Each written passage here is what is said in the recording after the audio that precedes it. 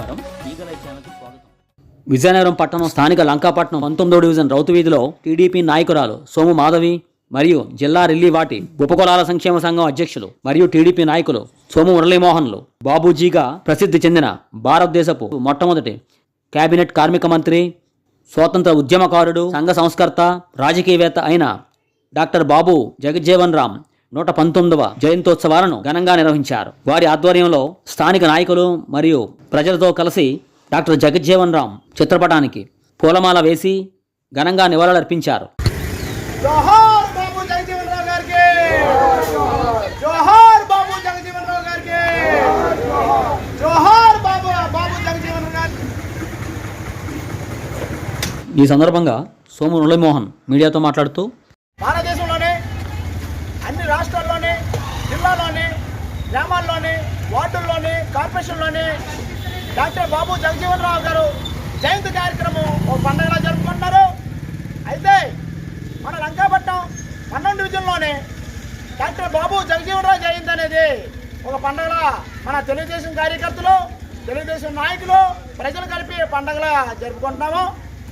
అయితే మన డాక్టర్ బాబు జగజ్జీవన్ రామ్ గారు 5/4/1908 సంవత్సరంలోనే బీహార్ చాంద్పూర్ గ్రామంలో జన్మించారు.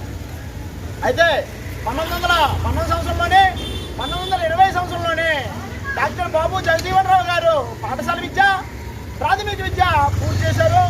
అట్లాగే 1926 సంవత్సరంలోనే మెట్రికులేషన్ పూర్తి చేశారు.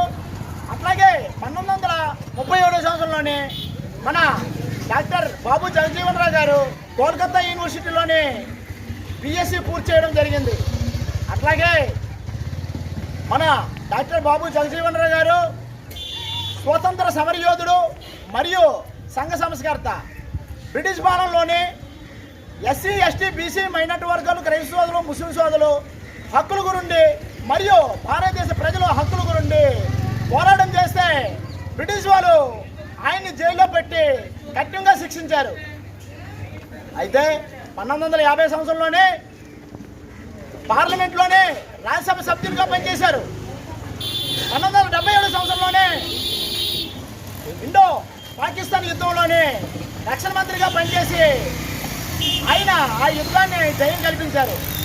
మన భారతదేశంలోనే ఉపప్రధానిగా పనిచేసి ఎంతోమంది ప్రజలకి సేవ చేసిన మహనీయుడు డాక్టర్ బాబు జగజ్జీవన్ రామ్ గారు. కాబట్టి ఆయన యొక్క అడుగుజాల్లో నడిచి ఆయన యొక్క ఆశాదుల గురించి పనిచేయాలని కోరుకుంటూ సెలవు తీసుకుంటున్నాం.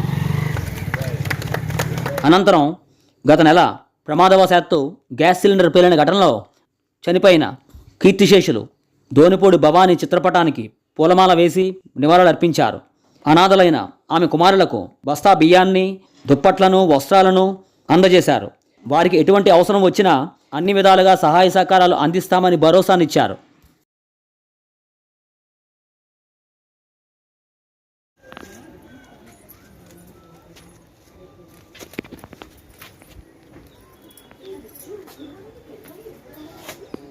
ఇలా చూడండి.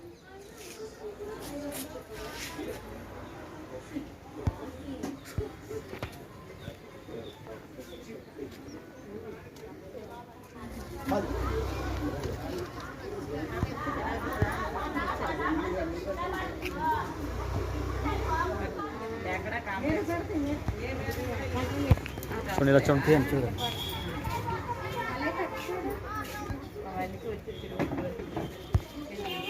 అలా చూడండి.